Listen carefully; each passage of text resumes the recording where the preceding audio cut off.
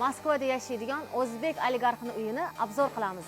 Bu obyektim interyerini luxury stilida dizayn qilganmiz. Bu proyektimni ham podключ olganman. Bu asosiy bino. Bu obyektim o'ziga xos tarafi. Bu tarafga xizmatchilar hamda mehmonlar uchun alohida bino qurilgan.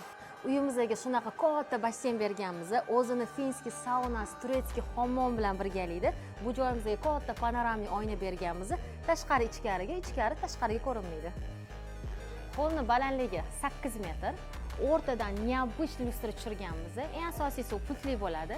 Pastga tushirib, tozalab, yana tepaga chiqarib olishimiz mumkin. Bu asosiy binoyimiz 3 qavatdan iborat. 11 ta sanuzel, 6 ta spalni, 2 ta kuxnya, podval qismimizda kinoteatr, prachniy, garderob, kotelniy, trenajyorniy zallarimizdan iborat. Bu haqiqiy modernizm luxury stilida interyer qilingan. Interyerda haqiqiy tosh, onyx, mramor, shpon, oyna hamda tillalardan foydalanganmiz.